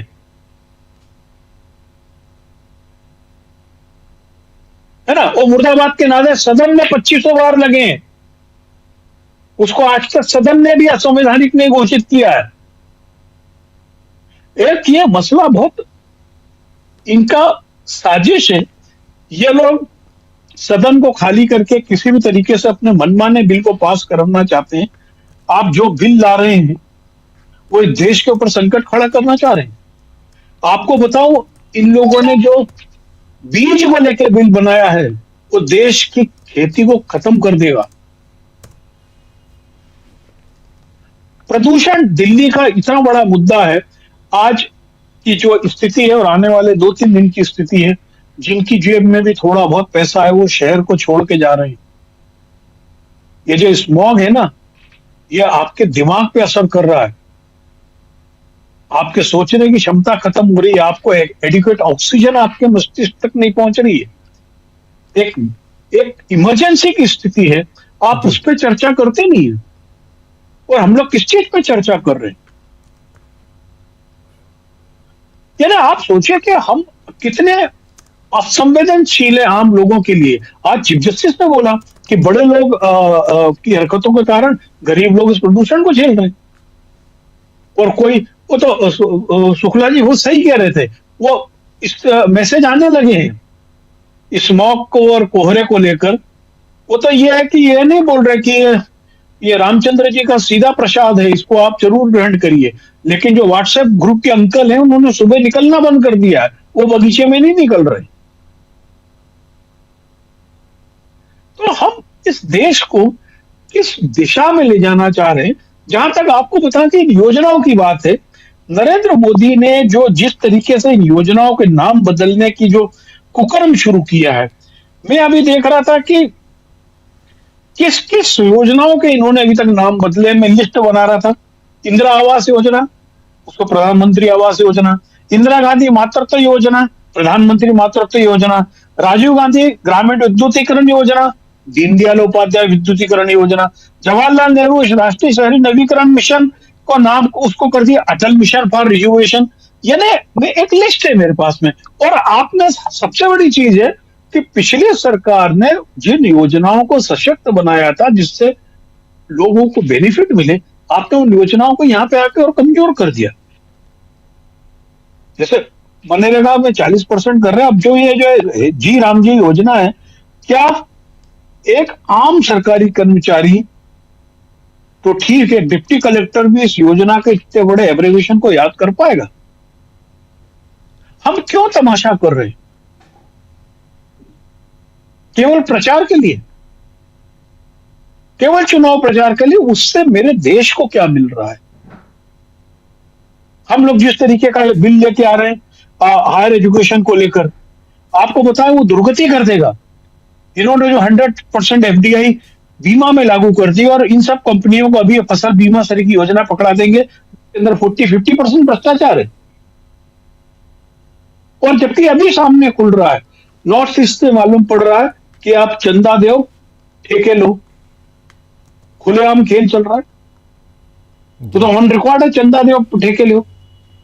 आप उन सब चीजों को रोक नहीं पा रहे हैं। आप उन सब चीजों, उन अनैतिकताओं पे आप कॉलर खड़ा करके घूम रहे हैं और महात्मा गांधी के अस्तित्व पे सवाल खड़ा कर रहे हैं आप लोग। जी राजू जी, बिल्कुल, बहुत गंभीर चर्चा हम लोग कर रहे हैं और इसमें जितनी बातें आपने अभी रखी बहुत महत्वपूर्ण, बहुत गंभीर बातें यहाँ पे।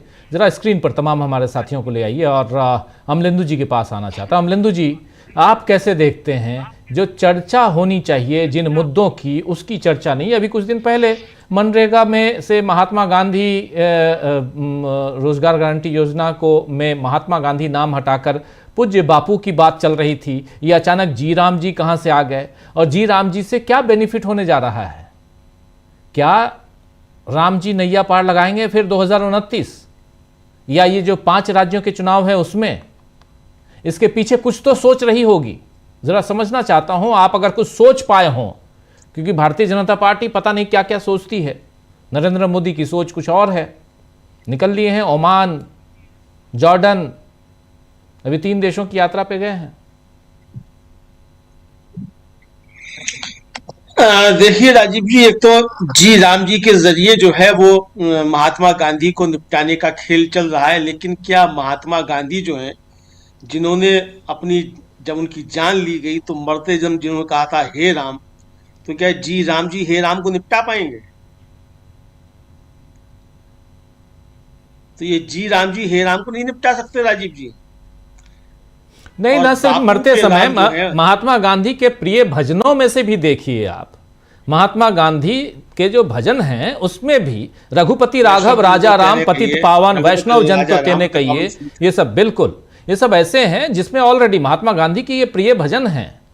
और इसलिए आप महात्मा गांधी को चाहे आप राम के या किसी और चादर से लपेटने की कोशिश करें, हटाने की कोशिश करें, निर्मल भारत योजना आप याद कीजिए, स्वच्छ भारत बना दिए, निर्मल भारत योजना, अभी लिस्ट में वही देख रहा था, याद कर रहा था कि कितनी, अभी बता रहे थे पंकज जी कि कितने नाम चेंज कर दिए गए। लंबी फहरिस्त है, लंबी। खैर, अपनी बात रखिए प्लीज। तो जी राजीव जी, तो ये जो नाम बदलने का इनका खेल है, तो ये नाम बदलने का अपना खेल कर रहे हैं, तो इस नाम बदलने से चीजें बदल नहीं जाया करती हैं। एक तरफ तो राजीव जी आपको याद होगा कि यही प्रधानमंत्री नरेंद्र मोदी जो थे, ऐसे ताली बजा के संसद के अंदर कह रहे थे कि ये तो मोन्यूमेंटल है कांग्रेस की विफलताओं का, मैं इसको स्मारक बनाकर रखूंगा इस मनरेगा को। गड्ढे में डाल भाई देना वो चाहिए। स्मारक काहे ये गड्ढा है, गड्ढा है बोल रहे थे, गड्ढा है, गड्ढा है जी, गड्ढा है। तो अब जो मोन्यूमेंटल था, जो गड्ढा था, अब काहे आप गड्ढा पाट रहे हैं और स्मारक काहे ध्वस्त कर रहे हैं, बना के रखिए ना।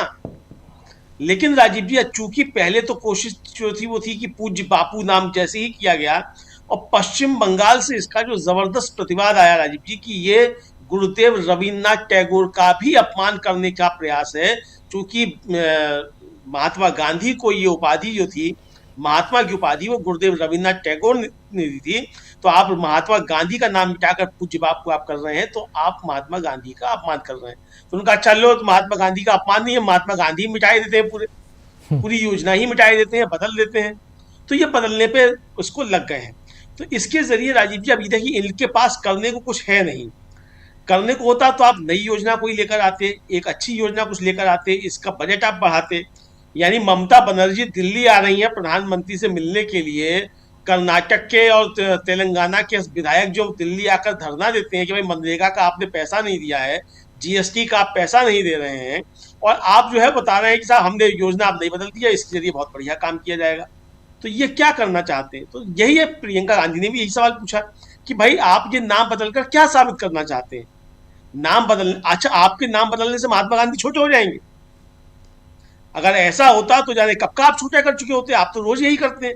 तो ये राजीव जी, एक तरीके से देखा जाए, इनकी कुत्सित मानसिकता जो है भारतीय जनता पार्टी की, वो सामने निकल कर आ रही है इसके जरिए कि ये जो करना चाहते हैं, तो इसके जरिए कुत्सित मानसिकता जो है उसका साफ तौर पर प्रदर्शन किया जा रहा है। इसके अलावा राजीव जी और कुछ नहीं। दूसरा कि योजनाओं को बिगाड़ा जाए, जैसा कि प्रशांत जी ने बताया कि भाई इसमें बजट जो है वो केंद्र सरकार का और राज्य सरकार का दोनों का कर दिया गया। अब जो कमजोर राज्य हैं उनका आप जीएसटी का पैसा नहीं देते हैं, और फिर अब राज्य कहां से उसको लागू करेगा उस योजना को? यानी जीएसटी का सारा पैसा हड़प लेगा केंद्र, और आप राज्य से कहेंगे कि इस योजना में पैसा लगाओ। तो ये राजीव जी, एक तरीके से कहा जाए, जो संघीय ढांचा है उस पर भी प्रहार करने का एक तरीका इन्होंने इसको निकाला है। बाकी पूरा देश मिटाने पे तुले हुए हैं मोदी जी, तो उसकी योजना के तहत इस पे भी लगे हुए हैं कि इसके जरिए भी जो है कुछ योजनाएं जो है मिटाई जाए, देश को मिटाया जाए, उस काम पर लगे हुए हैं। तो सीधा सीधा राजीव जी इसका जो समीकरण यही नजर आता है।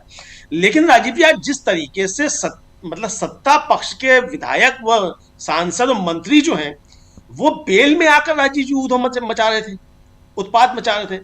आप देखिए जेपी नड्डा साहब के पीछे से उठकर ये पीले कुर्ते वाले सज्जन कौन साहब है पता नहीं, पूरे दिखाई नहीं पड़ रहे हैं, ये बेल में आ गए हैं, बीच में आके हल्ला मचा रहे हैं।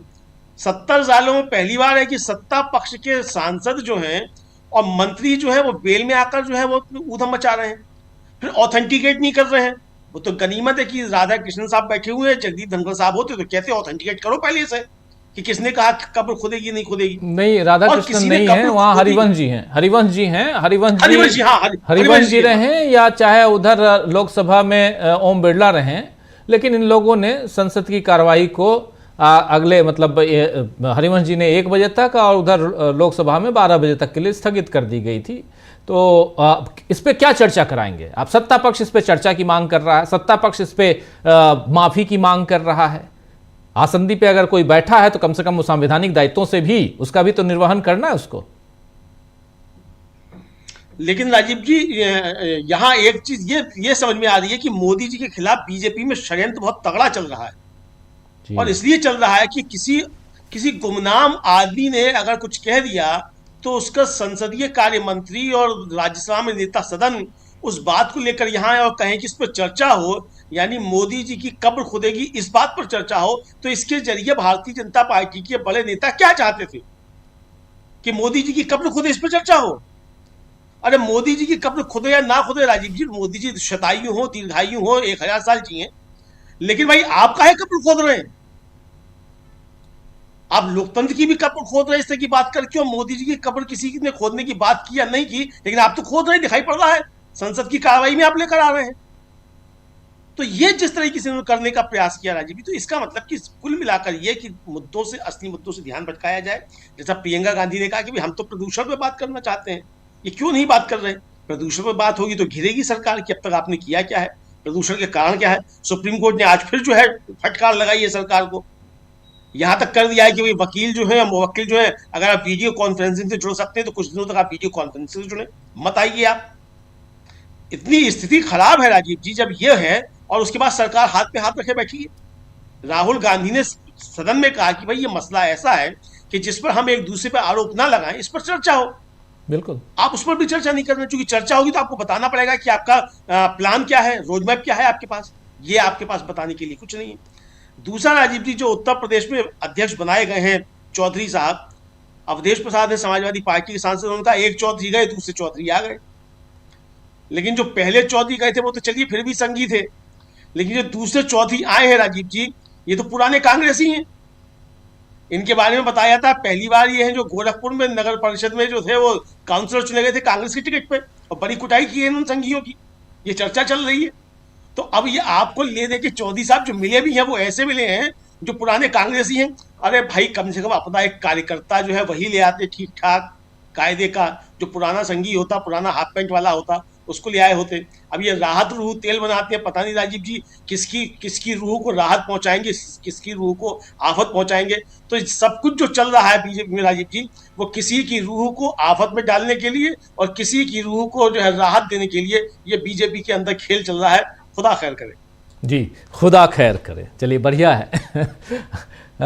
शकील जी, लेकिन क्या उधर भी खैर होने वाला है कि प्रियंका गांधी और प्रशांत किशोर की मुलाकात से क्या निकल के आ रहा है? प्रशांत किशोर और प्रियंका गांधी की मुलाकात क्यों हुई है? दो नेता मिलते हैं, ठीक है, जानते हैं हम, लेकिन प्रशांत किशोर सिर्फ नेता नहीं, नेता तो अब बने हैं, उससे पहले वो मैनेजर हैं, अपनी कंपनी चलाते हैं। उनके बारे में खबर सबको पता ही है कि वो 2022 में लंबी चर्चा हुई थी उनकी और सोनिया गांधी की, प्रियंका गांधी के साथ भी, राहुल गांधी के साथ भी। जहां तक मेरी जानकारी है कि अशोक गहलोत, और उस समय 2022 की बात है तो छत्तीसगढ़ के मुख्यमंत्री थे भूपेश बघेल, उनके साथ भी मीटिंग हुई थी। लेकिन अब क्या चल रहा है? प्रशांत किशोर के पास आजकल कुछ नहीं है। अगर वो इतने ही काबिल होते तो एक आध सीट अपनी जिता लाते। वो कांग्रेस में क्या योग्य लोगों की कमी है? प्रियंका गांधी ने कहा कि ये कोई खबर है। प्रियंका गांधी से मिलने के लिए अगर प्रशांत किशोर आएंगे तो पुराने जानने वाले हैं, मोदी के साथ काम करने से पहले प्रशांत किशोर ने कांग्रेस के लिए काम किया है। 2014 से पहले वो कांग्रेस के लिए काम कर चुके हैं। लेकिन उस वक्त एक प्रेजेंटेशन दिया था, बड़ा लंबा प्रेजेंटेशन दिया था प्रशांत किशोर ने, और उसके जिन नामों को आपने बताया उन कांग्रेस के नेताओं ने उसको सुना था, देखा था, और उस वक्त जो है प्रशांत किशोर की मुट्ठी बंद थी। तो लगता था कि प्रशांत किशोर जो है कांग्रेस में आके एक कुछ चेंज कर सकते हैं, एक माहौल बना सकते हैं, एक नैरेटिव दे सकते हैं। लेकिन अब तो मुट्ठी खुल गई। इतना बोले, इतना पैसा खर्च किया, क्या मिला उनको? आज उनके पास कुछ नहीं है। तो अपनी छवि दोबारा से बनाने के लिए वो कोशिश कर रहे हैं, वो तमाम तरह की कहानियां चला रहे हैं। एक बात आपको बता दें कि प्रशांत किशोर जैसे लोगों के मीडिया में बहुत आदमी होते हैं।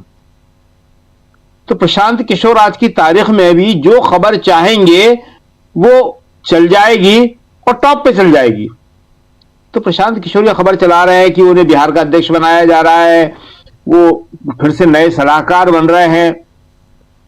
भाई, प्रशांत किशोर के बाद में कांग्रेस ने एक कानू गोले को भी ले रखा है, सुनील कानू गोले को भी, उनको भी करोड़ों रुपया दिया जा रहा है।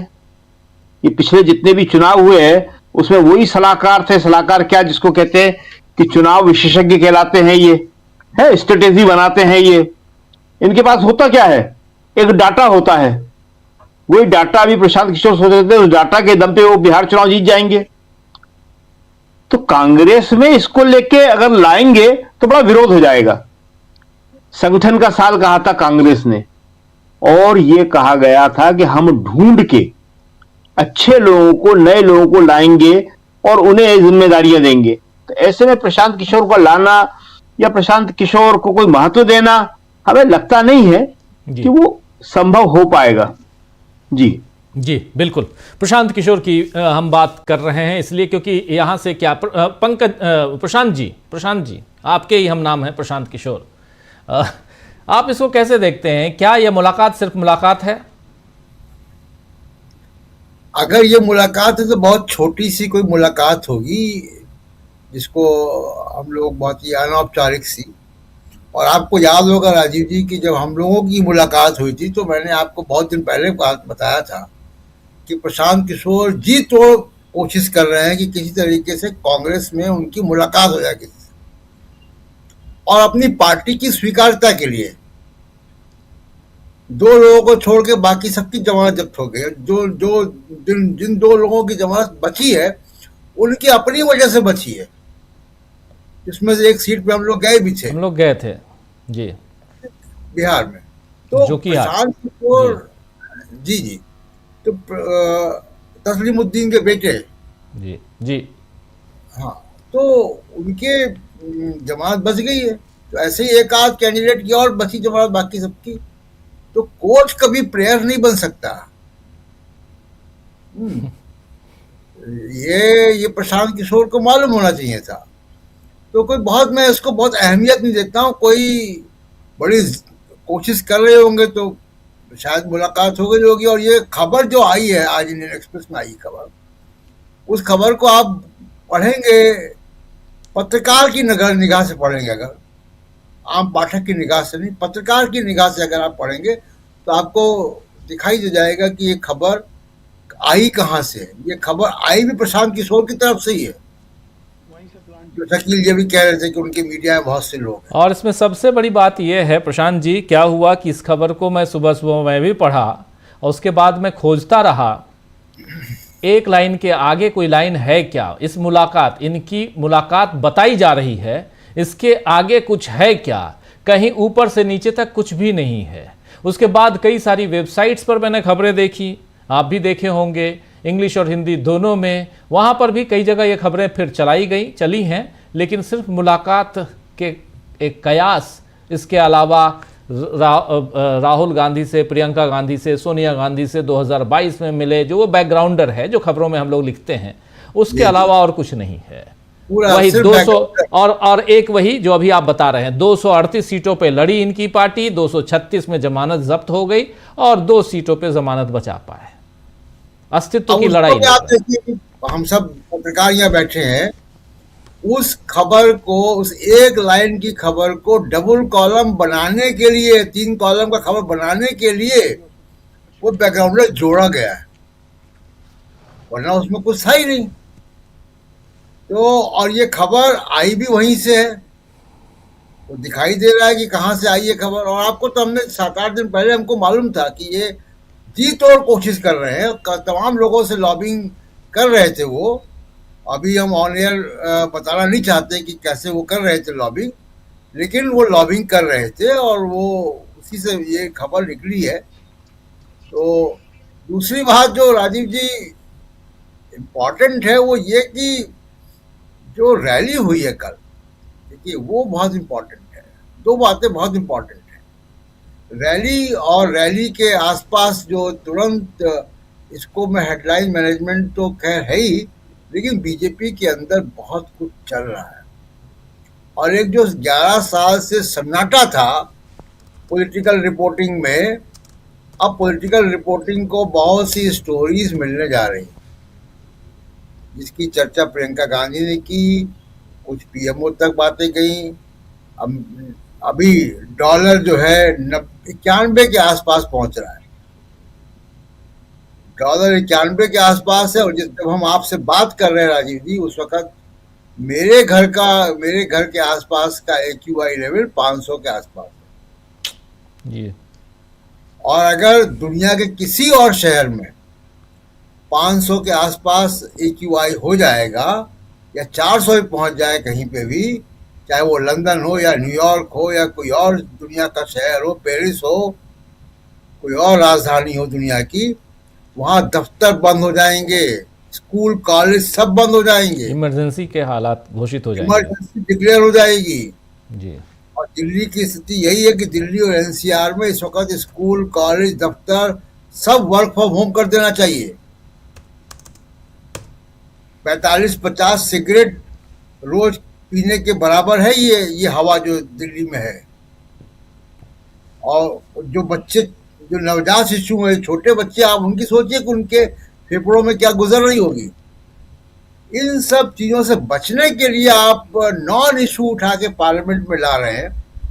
और ये जो बीजेपी के अध्यक्ष बदले गए, अब देखिएगा राजीव जी, 2-4 दिन में बड़ी सारी खबरें आएंगी। अभी हम लोग कहते हैं ना कि मोदी और अमित शाह, ये भी बहुत सी बातें अलग अलग भी हैं। अब जो पॉलिटिकल सर्कल्स में बड़ी चर्चा है इस बात की कि नड्डा जी किसी का नाम प्रपोज कर, जो प्रधानमंत्री के मीडिया मैनेजर है हिरेन जोशी, वो किसी का नाम का प्रस्ताव लेकर गए थे नड्डा जी के पास। नड्डा जी ने अमित शाह से वो बात की और उसके बाद नड्डा जी के को शंट कर दिया गया, विदेश यात्रा से पहले शंट कर दिया गया।